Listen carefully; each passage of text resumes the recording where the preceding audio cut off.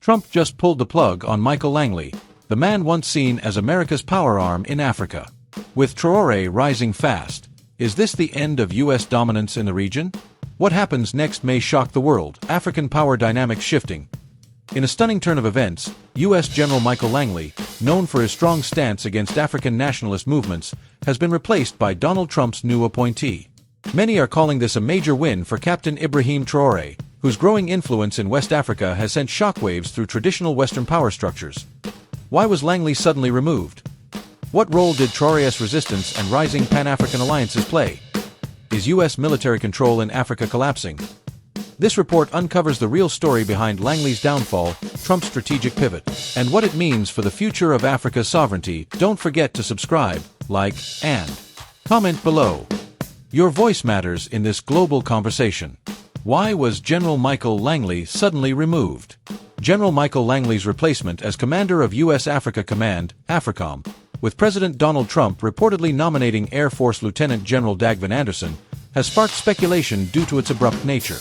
While no official Department of Defense statement explicitly details the reasons, several interconnected factors emerge from web sources, posts on X, and geopolitical context. Langley's tenure, beginning in August 2022, was marked by a high-profile controversy during a Senate Armed Services Committee hearing in 2024.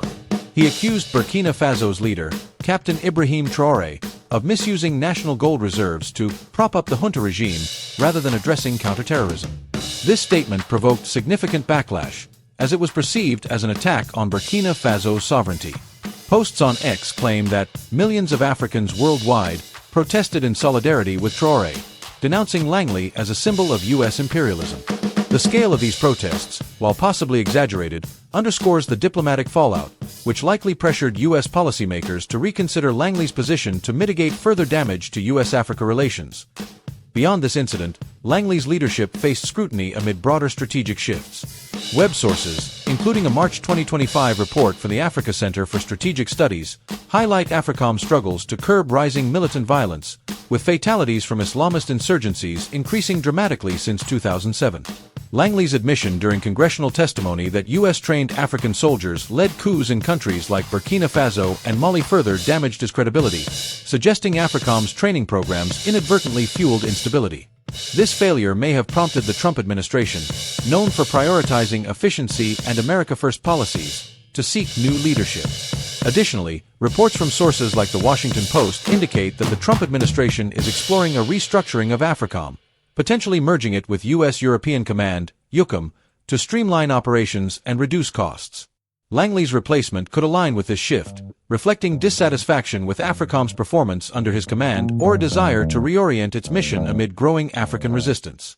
Some X posts frame Langley's removal as a victory for Pan-Africanism, suggesting that Traoré's defiance and public outcry influenced the decision, though this narrative risks oversimplifying the Pentagon's internal dynamics. Langley's defenders, such as colleagues cited in Military Times, praise his transformational leadership and efforts to strengthen congressional ties and African partnerships.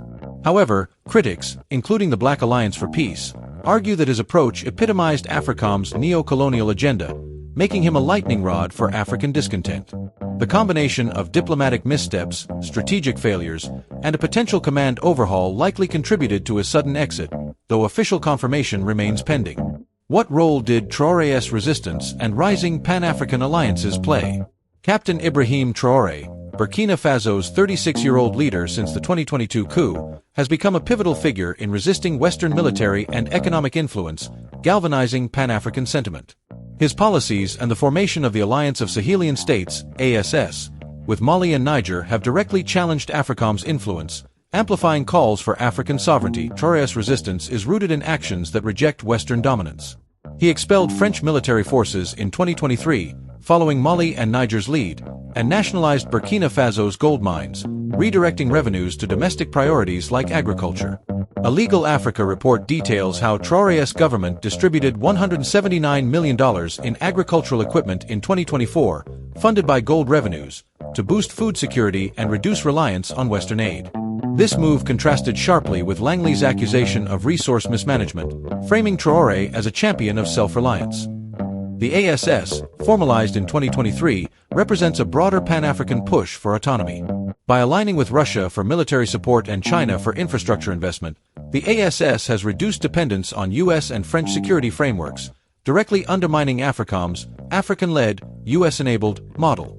Web sources like African Voice newspaper describe this as a new Pan-African awakening, drawing parallels to historical figures like Thomas Sankara, whose anti-imperialist legacy Traoré invokes. Langley's criticism of Traoré triggered a global response, with ex-posts claiming millions marched in support of Traoré and against AFRICOM's interference. While exact numbers are unverified, these protests, spanning African capitals and diaspora communities, highlighted Traoré's role as a symbol of resistance. The backlash likely embarrassed AFRICOM, as it exposed the disconnect between its stated mission and African perceptions of US overreach. Legal Africa argues that Traoré's defiance inspired other nations to question AFRICOM's presence, amplifying demands for its withdrawal. The ASS's rejection of Western partnerships, coupled with Traoré's domestic successes, has strengthened Pan-African alliances advocating for a united front against foreign military bases. This momentum, fueled by social media amplification and grassroots movements, likely contributed to the political pressure that led to Langley's replacement, signaling that African resistance can influence US policy. Is US military control in Africa collapsing? The idea of US military control in Africa collapsing is an overstatement, but AFRICOM faces significant challenges that suggest a decline in its influence. The US maintains a robust presence, with approximately 7,000 special forces on rotation, 2,000 soldiers conducting training missions across 40 countries, and 27 military bases, 15 enduring, 12 non-enduring, according to the Africa Center for Strategic Studies. However, recent setbacks indicate a weakening grip. The expulsion of US forces from Niger in 2024, following demands by the National Conference for Safeguarding the Homeland, CNSP, was a major blow. Niger hosted a key US drone base in Agadez, critical for Sahel counterterrorism operations. Its loss forced AFRICOM to shift resources to countries like Benin, Côte d'Ivoire, and Ghana, as noted in a 2025 Pentagon report. The ASS's formation further complicates US operations, as Burkina Faso, Mali, and Niger prioritize regional cooperation and Russian partnerships over Western alliances. AFRICOM's effectiveness is also under scrutiny. The Africa Center for Strategic Studies reports an 82,000% increase in fatalities from militant Islamist violence since 2007, with 18,900 deaths in 2024 alone. This undermines AFRICOM's counterterrorism claims, as groups like Al-Shabaab and Boko Haram remain resilient. Langley's testimony that US-trained soldiers led coups in Mali, 2020-2021, Burkina Faso, 2022, and Niger, 2023, highlights unintended consequences, as these coups often led to anti-Western governments. The Trump administration's consideration of merging AFRICOM with EUCOM, reported by Defense News, suggests a potential downsizing of its standalone role, reflecting doubts about its strategic value. Competition from China, which invests heavily in African infrastructure, and Russia, which provides military support with fewer conditions, further erodes US influence. Ex-posts celebrating Niger's expulsion of US troops as a decolonization win reflect growing African agency, though the US retains significant leverage through economic aid and remaining bases. While not a collapse, AFRICOM's influence is contracting as African nations assert sovereignty and explore alternative partnerships, signaling a shift in the continent's geopolitical landscape. Is this the end of US dominance in the region? US dominance in Africa is not ending, but it is significantly diminished as African nations challenge Western hegemony and diversify partnerships. AFRICOM's mission, countering threats, securing US interests, and fostering African security, relies on cooperation with compliant governments. However, the rejection of US presence by Sahelian states and growing anti-Western sentiment signal a decline in unchallenged influence. The US maintains substantial military and economic tools. AFRICOM's $276 million budget in 2012 supported operations across 38 countries, including programs like the Trans-Saharan Counterterrorism Initiative, $500 million over 6 years. The U.S. also leverages economic influence through IMF loans and aid, often tied to security cooperation, as Zora Ahmed notes in a 2024 analysis. However, AFRICOM's failures, evidenced by the Sahel's emergence as the global epicenter of terrorism, per Langley's 2024 testimony, undermine its legitimacy.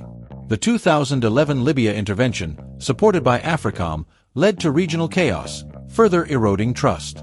The pivot of countries like Burkina Faso, Mali, and Niger toward Russia and China reflects a broader realignment.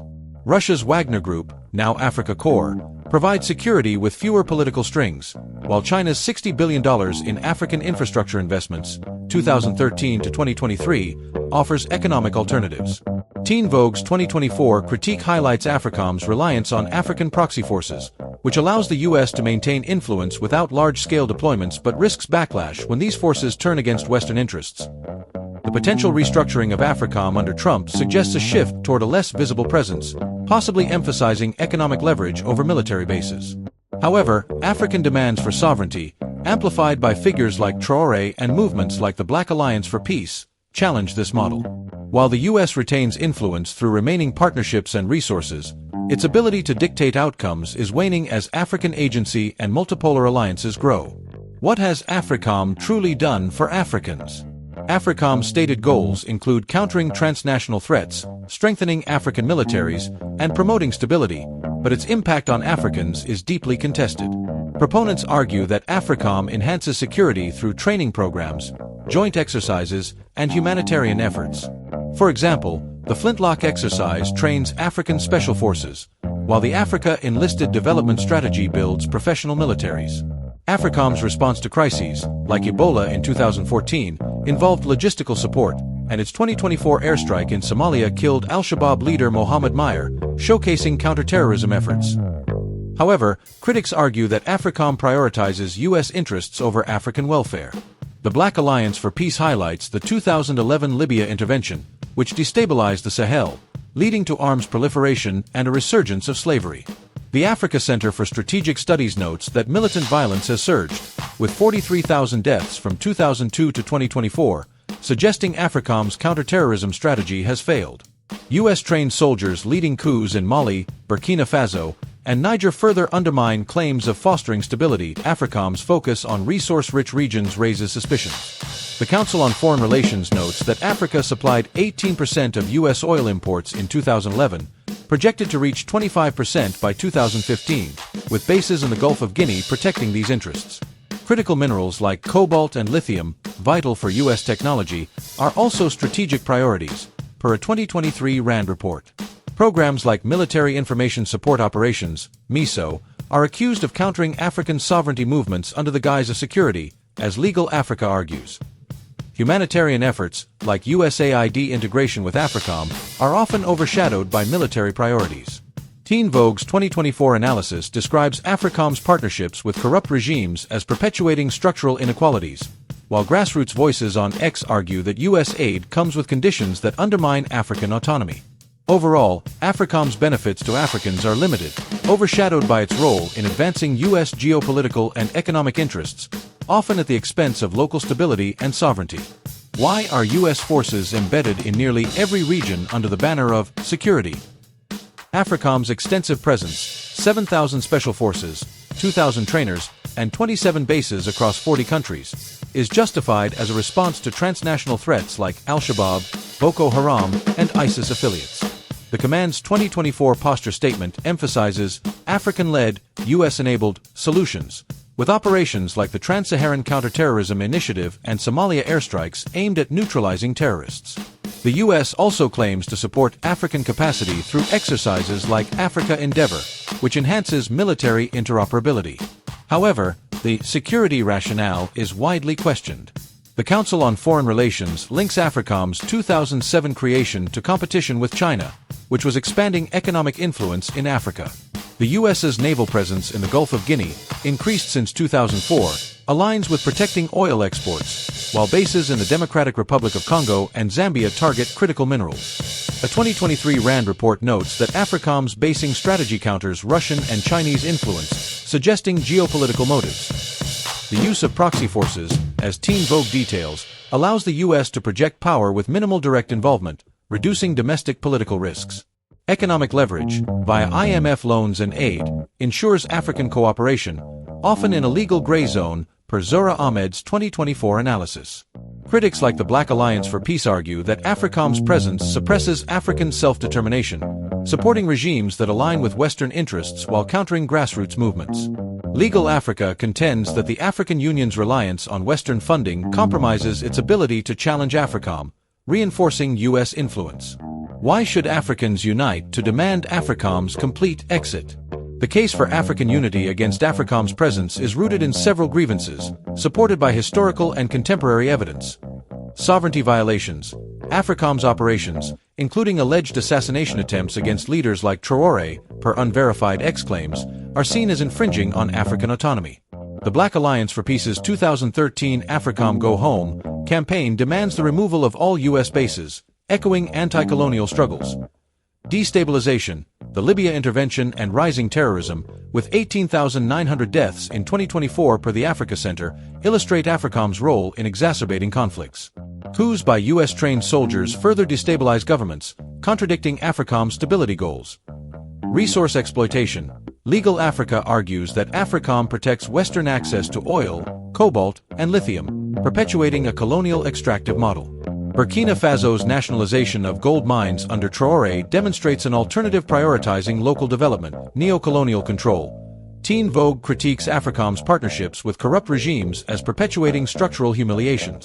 The U.S.'s economic leverage, via IMF conditions, limits African agency, as Zora Ahmed notes. Alternative alliances.